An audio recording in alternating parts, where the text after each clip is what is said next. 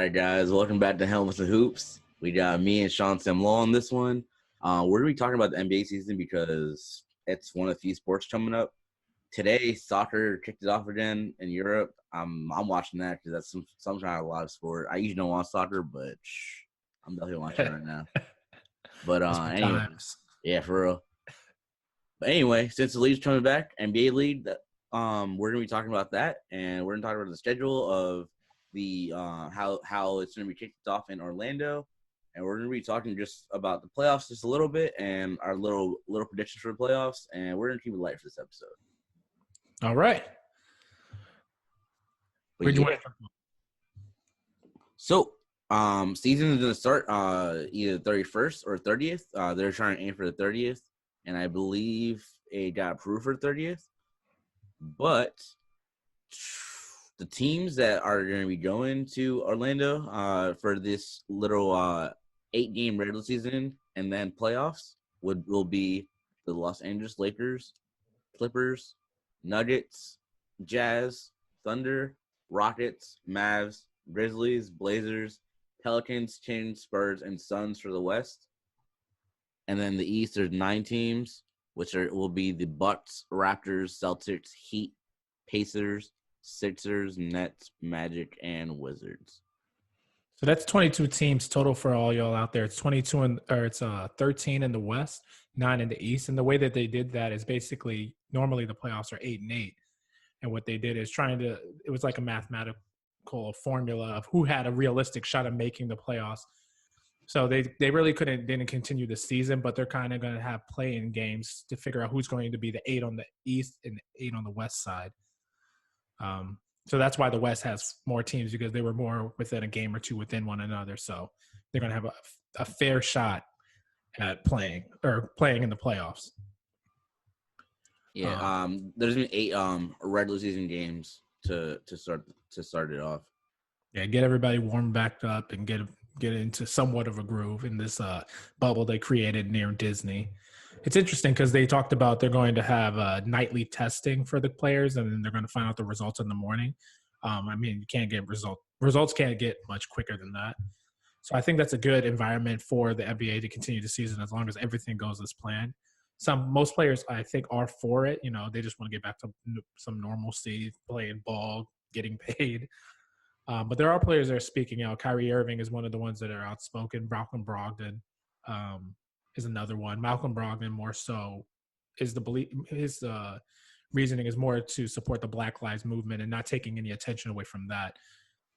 Where Kyrie, it's kind of been called into question why he wants to do it, because he wasn't really going to play anyway, so he doesn't come to benefit from another season, the season resuming.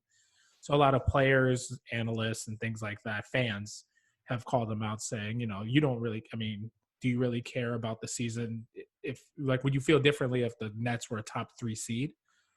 Well, apparently, he said no. So apparently this wasn't a problem until the Nets didn't clear him to play, because he wanted to play. And then Nets didn't clear him to his shoulder, and then this all happened. So with Kyrie, I don't know, man. If it was almost any other player in the league, I wouldn't really find that fishy. But Kyrie is just so self-centered always. I just can't see why it's not about him again. He's an unusual guy for sure. You've seen some of the things, the way he talks in general, the world is flat. If you follow his Twitter at all, you see the comments he makes on just random issues in general, and you're wondering where his headspace is at. So he's a different kind of dude from the start. And his playing style doesn't really lend itself for people to really like him. He's not the Rondo where his game is to get everyone else involved. His game is to get himself going, and he can assist the ball. It's the problem because he has the capability. He's great, one of the greatest handles we've ever seen. So he can get the ball to his teammates. It's just he's doing better when he's getting himself going. So it leads to more of a selfish tag being put on you. So that's. I'm not talking about his own court selfishness. I'm talking about his media selfishness, where he's always just trying to play victim or trying to just always put everything on someone else. He's always just been that blame someone else person. Right. So another report is now that a report had gotten out that he talked in his Nets group chat about starting a new league, now he left the Nets group chat. Like he's just like it's just like childish things that you hear. Someone that's not entitled, just needs to mature. Really, Kyrie Irving, he's been a good player all through high school. He went to North Carolina. Duke. Sorry, baby blue. Um, Drafted first overall in the NBA, went to the finals. LeBron comes back to Cleveland because he wants to play for Cleveland, but also he wants to play with Kyrie. It's this guy that just not been handed everything, but he's had everything leading up to this point. So I don't think there's been enough humbling experiences in his time for him to really mature and see that maybe his way or what's best for him isn't always what's best for everyone or the world. I mean, I thought he realized that when he called LeBron and apologized for all that. I thought he realized, Right. But I don't know. Yeah, it's wild. So yeah. And I mean, they've had other guys coming out talking about if it's like you can understand the sentiment what he's trying to say is that if you're going to let's not take any steam away from this Black Lives Matter movement for basketball. Basketball will always be there, or at least for the foreseeable. It'll always be there. But like this Black Lives Matter, we have such momentum right now that you want to try to capitalize on it and make some real changes in the world.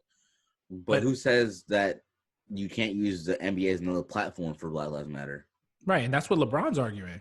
Yeah, and NBA has been progressive since. It's not I don't know why the NBA is being scrutinized by some of these players. The NBA has been good in these situations in recent years.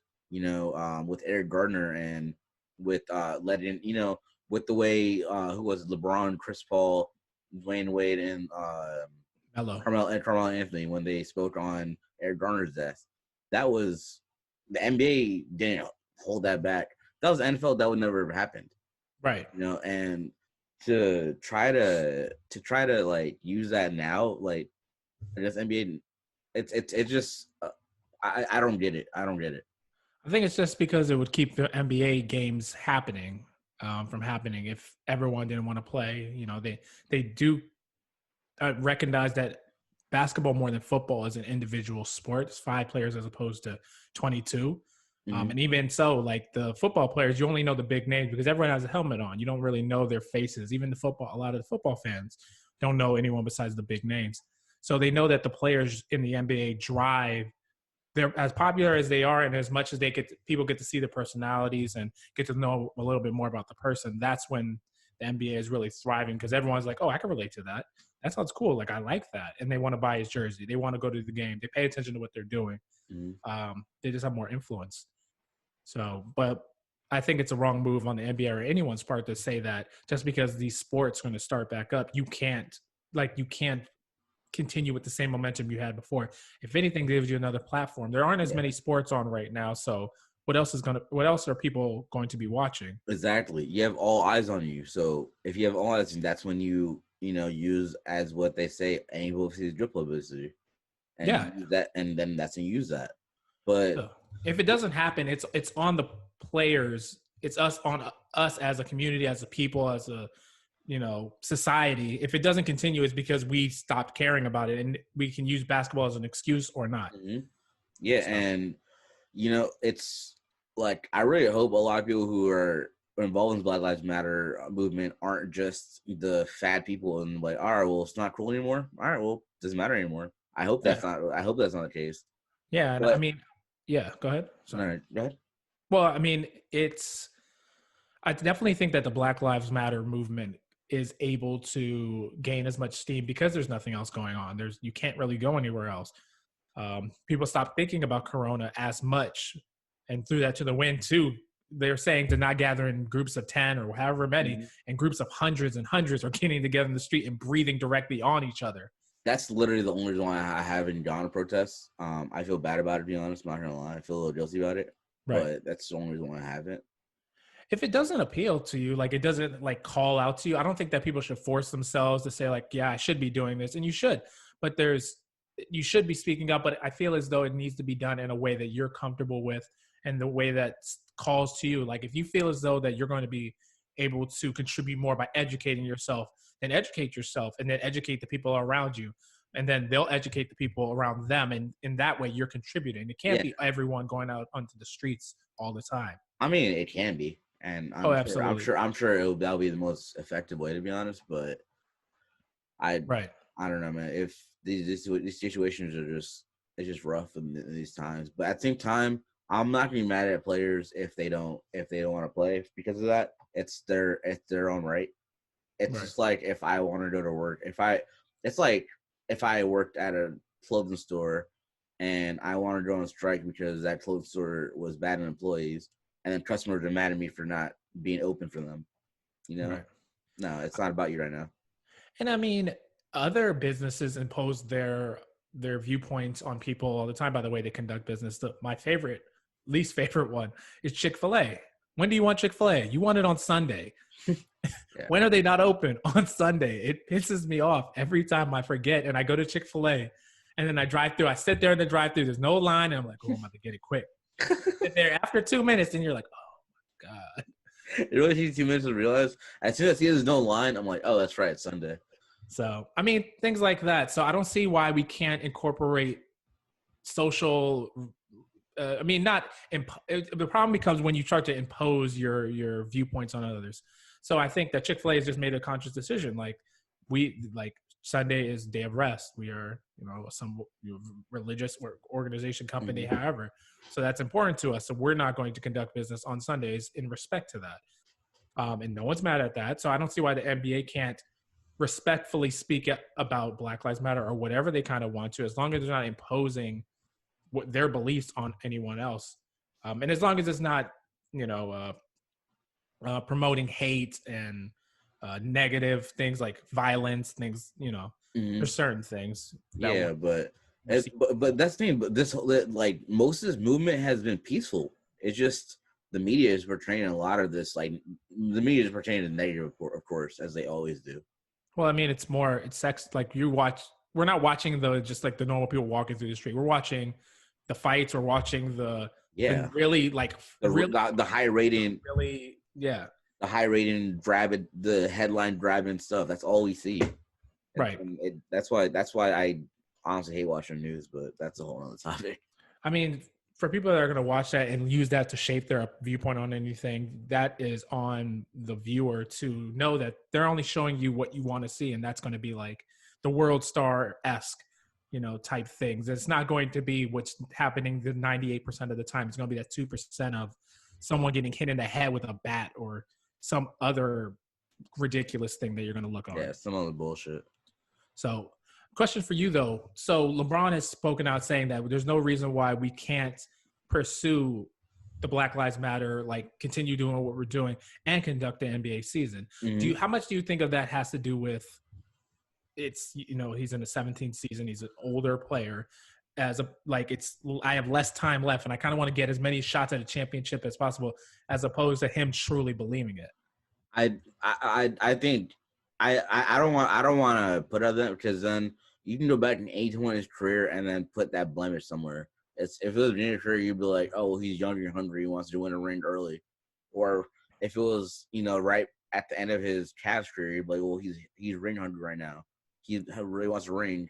Maybe that's why, he has a legitimate chance. So just speaking on one side of the spectrum, if LeBron came out and did the Kobe thing, rest in peace, Kobe, did the Kobe thing and said, this is my final year. This is my goodbye tour. And then this COVID thing happened. Do you think he would want to continue the season to, finish out his final year, or just say no? I feel like it has to play into his mind somewhat. I mean, I think every NBA player plays because they're competitive. So that no matter if it's playoffs or a regular season game, they want to play whenever they want, whenever they can. Whenever they can. Right. So I don't think it's just the scenario. I think it would be the situation every time they want to play. Right. That's what they trained their whole life to do, to play this game, to win a championship. That. And it's everyone's goal. Some players are just put in what they want in front of those goals, whether it be for us as people or for them in their own agendas. Right. But Dwight Howard said, he didn't want to play either. Yeah, he was in favor of the BLM movement and saying that he didn't want to distract from it. Steven Right. Jackson is a big advocate for not bullying as well. Well, he personally knew George Floyd. I know, So I know. it's personal for him. I mean, Yeah, it's personal for everyone. Everyone has, most have an experience that they could talk about where they've been discriminated against based on their race or the way they look, even if you're not black. Someone judged you judged you preemptively about the way you looked or something you were wearing or something they had heard about you. I mean, I know it's happened to me. I'm sure it's happened to you. Oh, yeah. Like, yeah. So, So I don't think that will ever be totally eradicated from the world, but we can reduce the extreme instances that we've seen over the last month plus of violence. honestly, man, you would have thought that the civil rights movement was like 200 years ago, but that shit was like 60 years ago, 67 years ago. That's wild to think about. Yeah. That 67 years ago in America, there were segregated schools. That there's what's called a bathroom for whites and a black room for blacks. Like They went out of their way to like segregate. They went out of their way to make sure that you knew that you couldn't have the nice. Yeah, they went out of the way to say you're not as good as us. Right. Yeah, and there's a lot of ways that they're still doing that, but I don't want to drill too much from this NBA talk. So let's talk about the playoffs a little bit. Okay. So if let's say if the without how whatever the seasons go, I want to talk about the teams that are safe in the playoffs because there's some teams that are so. For example, in the East, the 1 through 6 teams are going to be safe because they're 9 games above the 7th and 8th seeds. Right. I want to talk about them because the 7th and 8th seeds can be between either the Nets, Magic, or Wizards. All right, so in that scenario, it would be the Sixers versus the Celtics. Who do you got? Well, I don't think you could really. I don't.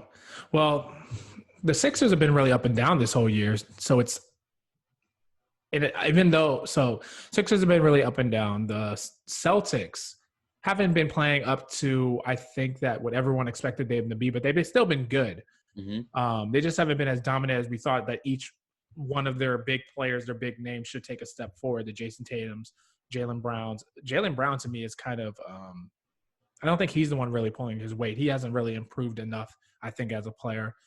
I don't think it's true at all, to be honest. I think Jaylen Brown has improved a lot. He's been I want to pull up a stats right now, but he's been a lot more efficient lately. His shots have been going in, and he's been shooting. He's been scoring better and more efficient this season. Oh, I mean, we could. That's a conversation to be had, but I think that I would probably go with the Sixers because the talent's there, and I think when they're locked in is when they're better. And I think just during over the course of an 82-game season or over the course of a long season, they lose focus in certain games and they lose them. They lose the ones they're not supposed to. But when they're locked in, I would give them the edge over Boston. I think I got Boston on this one. Just because Sixers, I think without Jimmy Butler, they're not a very strong team. You mean like they not able to close, or you're talking about throughout the entire game? No, they're just not like strong physically. They're not strong mentally. They don't look like they're confident at all. Last year, I felt like they were holding a team last year. Them giving Tobias Harris that money instead of Jimmy Butler was a mistake, but he also said that he didn't want to resign, so right, nothing they can do about it. Right. I mean, Josh Richardson is a dog. I mean, I don't know why you would think that he can't replace at least what Jimmy Butler gave on the defensive side of the ball. No, it's the same thing he did when he was on Timberwolves when he made them a playoff team. He gives a team the edge and confidence to make them better. The Timberwolves got in as an 8th seed on the last game. No, that was the Nuggets, right? No, it was Timberwolves. They beat the Nuggets to get the 8th seed. Oh, that's what it was on the 8th game. So yeah, they were a playoff team, but they were barely a playoff team. In the West still. And after, they were one of the worst teams in the league. The only asterisk you can give is because Jimmy Butler missed the 20 whatever amount of games he missed due to injury during the same season. So who knows? They were the 3rd or 4th seed before the injury. Yeah, as I'm saying, like Jimmy Butler mates that, and he makes every team he's he's been on, they've been good, and when he leaves, they suck. Yeah, Sixers but don't suck, but the Bulls, when he left, went to shit. The what's it called? The Timberwolves went to shit. the Timberwolves went back to where they were before Jimmy Butler. That's what I'm saying. That's what you made my point. Jimmy Butler, and then when he went on the Heat, he made them a great team again. And give credit. I'm gonna give credit to Spoelstra and to Bam and to the Heat team, but Jimmy Butler is a big reason for that. No, yeah, I definitely think so. But I don't think that the Sixers can't get it done just because they lost Jimmy Butler. They still have good players. Ben Simmons is still a good player. Joel Embiid, Tobias Harris, Josh Richardson. They have a lot of 3-and-D guys that can stick with Boston. The NBA playoffs slow down into a half-court offense. And I think that although Boston has a very good system behind Brad Stevens and his kind of move the ball system, last system. But I think that it comes down to individual matchups. And I think the Philly players are just better one-on-one. So, and don't forget, I mean, I missed it, but Al Horford's there too. Yeah, Al Horford's there, but Older Al Horford. him and Embiid clogged the lane together. They're awkward to play together. Well, Horford can play on the 3-point line. He can, but like it's unorthodox to just keep him out there posted like how we do Mike and 2K, you know. But like I got self on that one. So I mean, we were talking about, so it's the Nets, the Magic, and the Wizards are the three vying for 2 spots. So which 2 would you like to see in the playoffs? Would I like to see, or do I think you're gonna make it? Like to see. Once again, to the playoffs, it doesn't really matter. They're going to get knocked out. So which one's more fun to watch? Which one would give a better series, I guess, given the matchup? So it'd be the Bucks versus who? And then the Raptors. So it would be Raptors versus I want to see Orlando get in because they've been a team that's just been on the rise like for the last I don't know how many years, and I've wanted to see them make it, and last year they made it. So it'd be 2 years in a row for them to make the playoffs. You want to watch Vucevic in the playoffs, though? I like Vucevic. Yeah, I want to see Orlando, and I'm from the DC area, so I want to see the Wizards. You would want to see them over the Brooklyn Nets? That's the wrong answer. Get the Nets out of there, man. Kyrie. You don't need Kyrie. He should get punished. I said he should get punished. He'll get punished if he gets in the playoffs. I'm kidding, but no, I'd rather see the Wizards and the Magic. I like the Wizards pick because I like Bradley Beal, and I don't think John Wall's coming back for who knows when he's coming back. So I think I think it comes down to star power, where it's like I want to see these guys put the team on their back, like Allen Iverson in the finals for at least one game. Kyrie's not playing, so I mean it'd be Dinwiddie and LeVert and it'd be all the guys on that team. I'd still prefer to watch them over. What I would really like to see is the Nets play against the Sixers again, and Jared Allen going against Embiid and his elbows. No, but I think that it'd just be more enjoyable. Like no one about the Magic is really sexy to me. No one's really excited to watch the Orlando Magic. No one wants to go to Orlando. They're the second best attraction in Orlando, next to Disney World. Come on now. Jeez. It's not fun to watch them play. They don't have the star power. They don't have the really sexy style to their game. I think make the playoffs fun. I like the underdog story. You know, they beat the Raptors last year in the first game of the playoffs, and that was such a great game. You know, the rest were terrible. The Raptors, the ones who won the finals. Yeah, that's what I'm saying. After they lost the first game, but still, like it was just it was a fun game to watch, and I want to see that energy again. I want to see I like underdogs. I want to watch Aaron Gordon just dunk the ball and of course shoot bad threes. I don't like this threes, but he's jamming all over the place. Yeah, I mean it's just I guess it's just what you want to see. I mean, I like underdogs too, but you got to have someone I enjoy watching. And I don't think Orlando has that for me. But I kind of want to jump over to the West side because that's where things get interesting. I was literally about to say that. I was literally about to say the West has 1, 2, 3, 4, 5, 6, 7 teams fighting for 2 spots. Yeah, now that's going to be fun to watch. And it's interesting to see who gets in. Because they haven't come out with the schedule for the remaining 8 games, right? No, they have not. So I'm interested to know how they do those matchups. Are the 8 going to just play against each other, or the 7 going to play against each other in some kind of weird way? Does it come out to like who has the easier schedule? So I I don't know don't how the NBA plans on doing it. I don't get this because um the Suns are 13 games behind the Mavericks, but they both have a shot to make the playoffs. And there's only 8 games. How does that make sense? Well, what's the 8th spot? How many games behind are they from the 8th spot? Of the 8th spot, they are that is why. Okay. It's the math. They could technically get into 8. So I'm sure they've done all the math and they made sure And to then check this all right, before. so the Mavericks so the Mavericks are almost locked in. It's pretty much the 8th spot that's up for grabs. Right. So I don't know how they're going to do that. It's going to be interesting to see. I personally want to see Damian Lillard in the playoffs again. It's always fun to watch him play. I'm torn about this because I want to see the young, talented John Morant and Zion with the Grizzlies and Pelicans, but I agree. I do want to see Dame time. I do. And I don't know, like, who would guard Dame on the Lakers? They probably put Rondo? playoff Rondo. So, and I mean, don't forget was it? I'm trying to remember, was it game 1 this season or the season before Portland beat Lakers? Didn't they beat them this season? I don't remember, to be honest. It was game 1. I remember specifically that Portland beat them. I just can't remember if it's this year or last year because COVID has messed my sense of timing all up. Yeah. So they show that they can do it. I mean, that's tons of chemistry ago for the Lakers side. All right, so you said you want to see. All right, so Matt permission. You said you want to see the Dame. Oh yeah, Dame Lillard is great in the playoffs. He's great all the time, but I would love to watch him play again in the playoffs and give a dagger in the first round and upset someone. I want to see the Pelicans because I would love to see Lonzo, Hart, Ingram, all the motherfuckers beat the Lakers. If they all beat the Lakers in round 1, said like, "Yo, for real, you traded me? You thought we were trash, and we come back and beat you? That would, oh my god, that would be amazing." I would have to watch that series. Yeah, I didn't even think about that. And if you remember the series, the games this regular season, they were crazy games. They're playing them hard. They're playing them real hard. Fun games, and Zion and LeBron were going at it.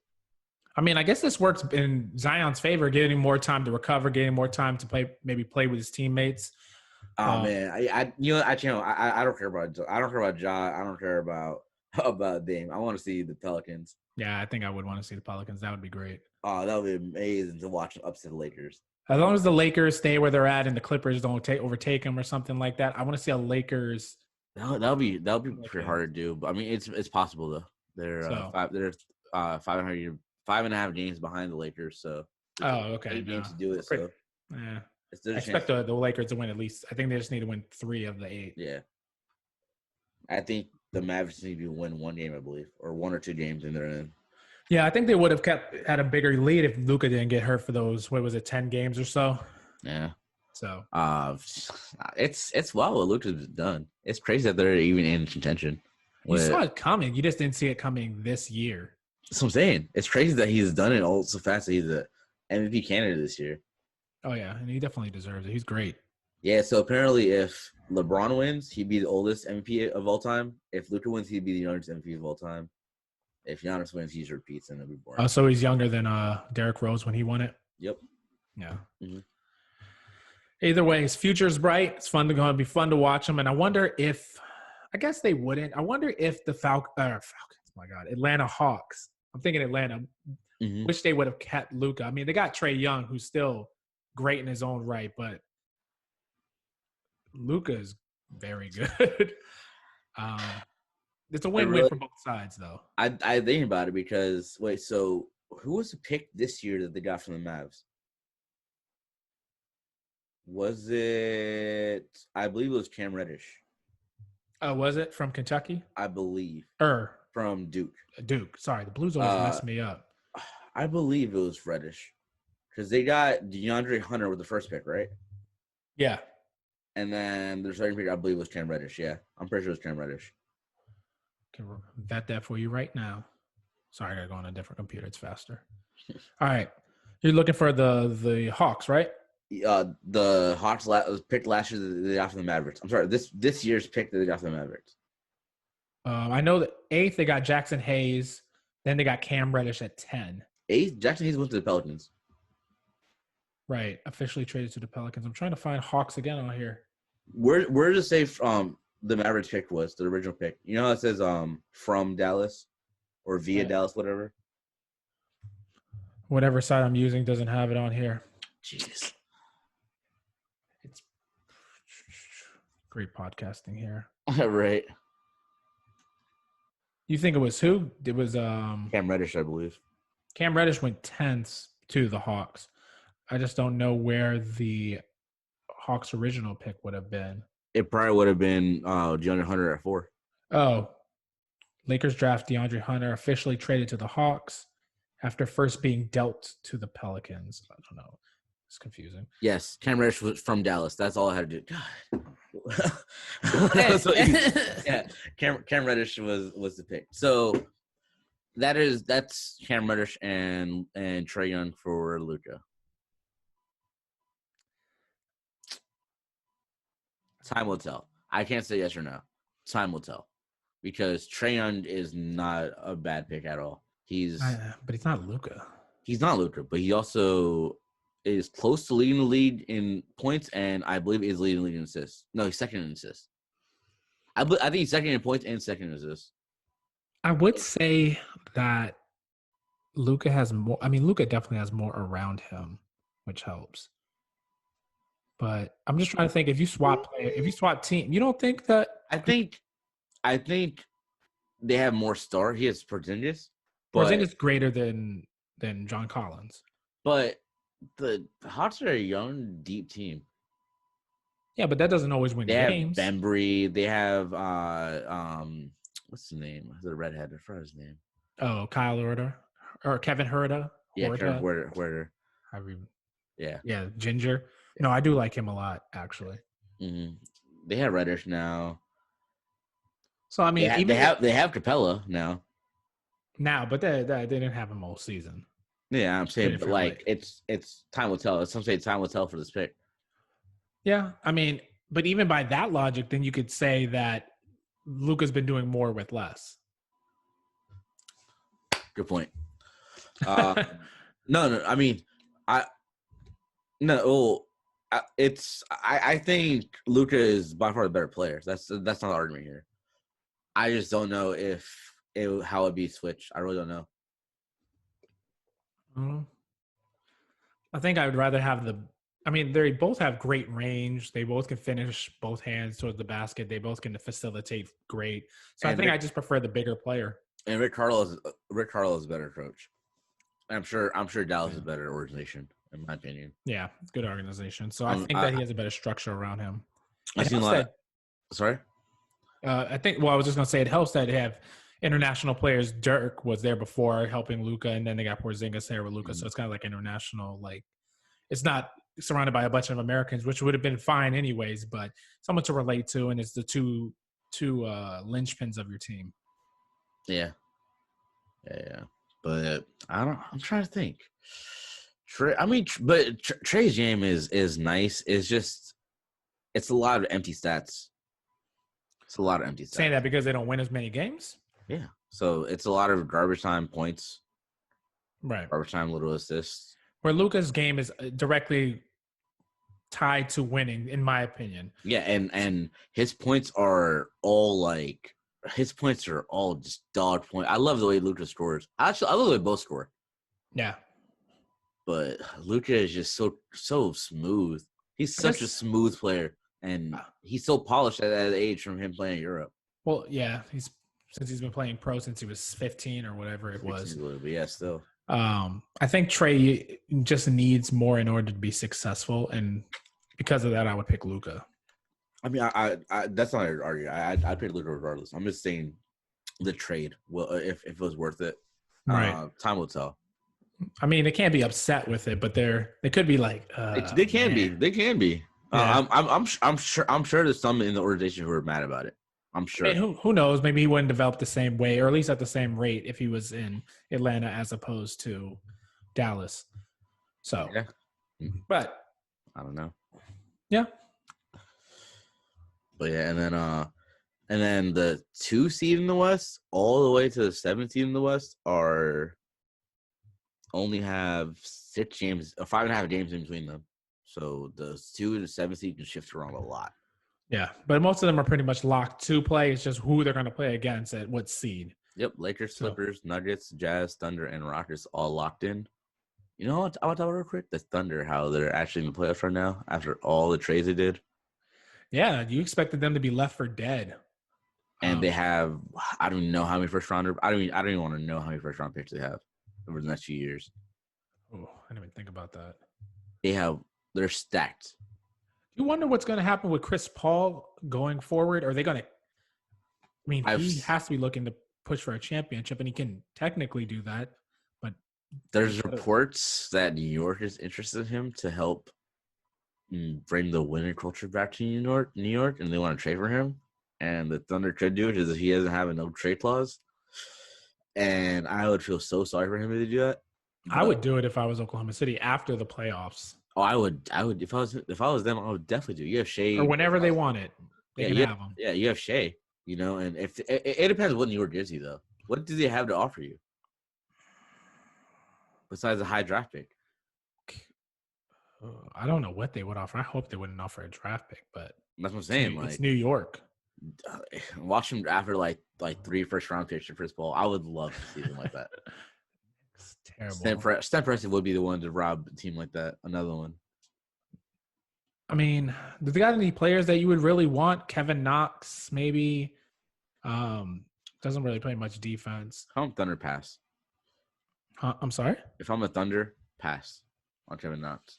Who else? They could use a little more. I think the only players on the Knicks I would want are Mitchell Robinson and what's his wow, I forgot his name. Which position? Who are you talking about? Dude, out of Duke's, RJ Barrett. Oh, RJ Barrett. RJ Barrett. I don't think they would give up Barrett. They just drafted him last year. No, they wouldn't. I'm saying that if I'm Thunder, the only players I would want are Mitchell Robinson and RJ Barrett. And I mean, maybe Julius Randle. Maybe. And he's on a 1 year deal anyway, so isn't he? Yeah, he'll be gone. So I don't know if you really want. So he's free agent this year anyway, I think. I want to see if you could package, and it might sound blasphemous or something, but Steven Adams, Chris Paul, and get Mitchell Robinson. I think Mitchell Robinson's a good player, and then maybe get like a. No, I would not do Steven Adams for Mitchell Robinson. I would do Chris Paul for Mitchell Robinson, and like. But if they don't go, I would. If New York knows what they're doing at all, they won't just do that. But yeah. But I do like Mitchell Robinson. I like him. I like his game. I would just say, just because I think Mitchell Robinson is not a better player than Steven Adams now, but he could be, and you're getting younger at the position. Why don't you just play really big and have two towers down? Well, I'm just saying if you can't get him for Chris Paul straight up. Yeah. But I wouldn't do that. I wouldn't do it both because I like the way Steven Adams play. I would only do that if OKC is trying to get big free agent names because Steven Adams is paid a lot. I don't know what they're going to try to do. I mean, with all those picks, they could tank for a year or two. Let Shea develop. They obviously don't seem like the tanking team. They don't see him what? They obviously don't seem like the tanking team. No, they have that very much that Miami Heat mentality. Keep winning, and then guys will start to come. I mean, it worked out. You develop the players. Which is the kind of basketball that I appreciate. Like, I don't like tanking basketball, which is why I'm glad the Nuggets did it that way. Yeah, I mean, you could still build a competitive team. If you're not going to be good, you won't be good. But you don't have to straight up win 10 games a season. My God, yeah, like to watch. I don't know. I don't know if the Suns are tanking or they just suck. I really don't get it. I think they suck. Like but you have talent there. Like what is going on? You have Booker. You have DeAndre, you have Oubre. You have Rubio. You have talent in Phoenix. Like what is going on? I don't. I mean, they got Mikal Bridges too. Yeah. Really like. I don't think. I mean, none of those guys really. I mean, Rubio plays D, and Mikal Bridges plays D, but he's not he's more of a rotational player than a starter. They don't really play much defense, so they don't play much defense. And You need some guys that can do that, stop the ball, they can score, but like there's only one is it basketball. guys or is it coaching? Well, I can't remember who their coach is because they switch them every year. Isn't it Earl Monroe, I believe. Oh, wasn't who was it last year? It was the European guy, wasn't it? I don't know. I don't remember who it was last year. They switch like there's no continuity on the team. The players they pick are fine players. I mean, DeAndre Ayton was a number one technically, number one over pick, but he wasn't compared to others. Way off. It's Monty Williams. Way off. Oh, well, there you go. Monty Williams is good. What are you doing, baby? Watch you were seeing Phoenix. There are only 30 head coaching jobs in the league. So if you get offered one, you kind of, unless you're getting a bunch every year, you kind of take it and hope that you can make it happen. I mean, you got Devin Booker, you got a bona fide superstar there. I think it's straight Devin Booker. Hot take. But what are you going to take? What are you going to get? You got to get a lot. You got to get. Oh, get a lot from him, but not. I don't think teams are going to be like throwing assets for Devin Booker. In my opinion, he hasn't won much, anything actually, not much. It's just his. I mean, it's his game is not tailored to a team. It's tailored to him. Yeah, it's very much. He'd be much better as a Klay Thompson that's running around. It's like Klay Thompson on the offensive end, but that's it. If I think Booker would be perfect team from off the bench. I know it's wild to say, it's blasphemous to say of how good he is. He'd be good like James Harden did when he came off the bench for the. That's what I'm saying. Thunder. Like if he just came off the bench and just like do nothing but people score, literally just do nothing but score while the thirds are resting, and then surround them with defensive players or something, and then have him play at the end of the game to decoy or have him score. No matter what, you have the option. You know, Manu type. But his ego's not gonna let that happen. His contract's not gonna let that happen. You know. Yeah. It's that's not gonna happen ever. He's gonna be one of those perpetual guys that and he should believe in himself to say like I'm going to be the guy. I'm going to be the reason why my team wins. I mean, he's a beast. Yeah, I like his game. It's just not. Sorry, I don't like his game for the NBA. But I wouldn't want it on my team. Yeah, no. But he's a great player though. It's like a Melo where like all you do is score, but you always need to touch the ball. So if it's like ride or die with you, and even then, like it can't be 1 against 5. The other team is playing team basketball, and you're just getting the ball, doing everything yourself. And the other guys, it's like where you get when you warm up before a basketball game, you get a few shots up so you can get the feel of the ball. If you don't get to touch the ball for 8 minutes in an NBA game, when you do get it, you're not going to make it. Yeah, and then it's going to be awkward. And then when they double you and you pass the teammate, and that's the first time they're touching the ball, they're going to miss a shot.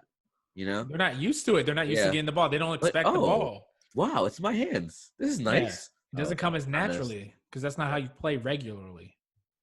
So, because your team suffers when you're not on the floor. And even then, you're just like kind of keeping up with someone else because you're not playing D.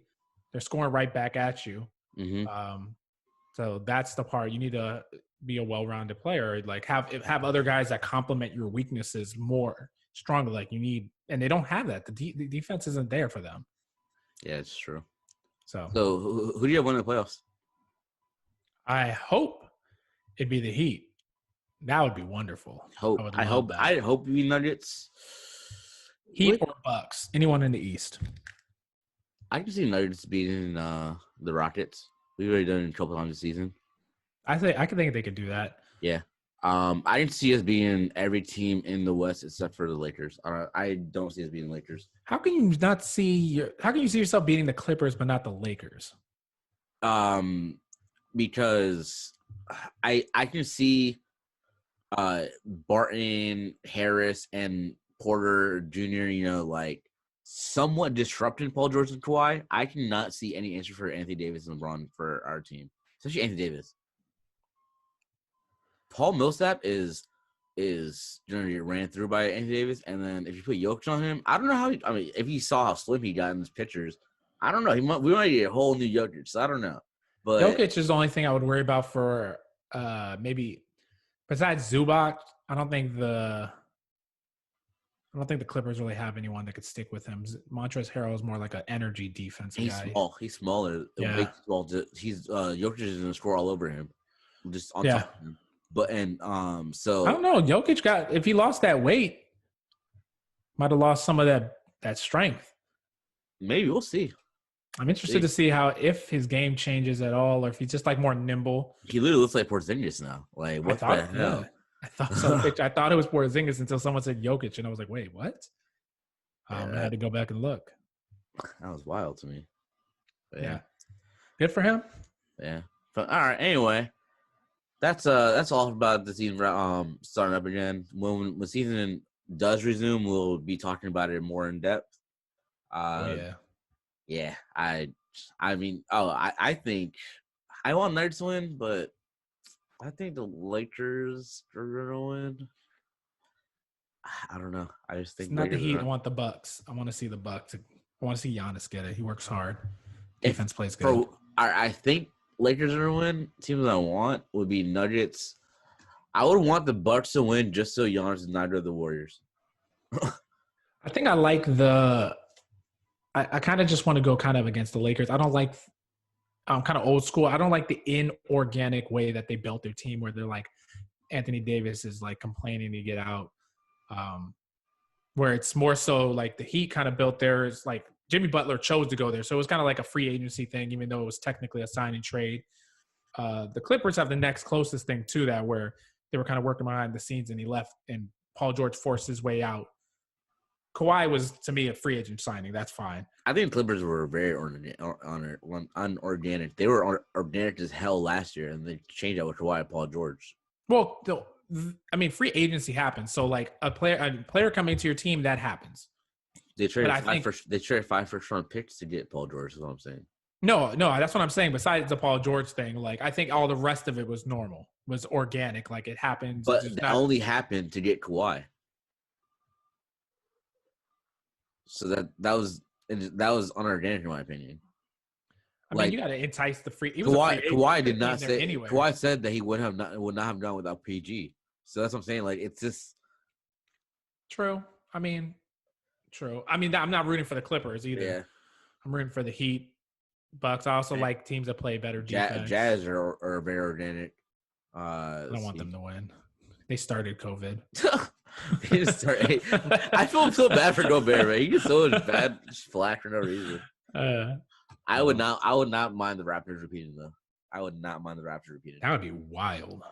I would not mind the Raptors repeating. I can't see it happening though. I can't, but I didn't see them games as a 2 seed either though. To be fair, yeah. So they have 46 wins right now. 46 and 18 right now. 7.9 0.719% winning percentage. 0.719. Oh, 72% win percentage. Yes. What's that 0.70? I was like, what is happening? Yeah. But all right, yeah. Anyway, guys, that's a wrap for this episode. See us next time. All right, so help us hoops. All right. See you later.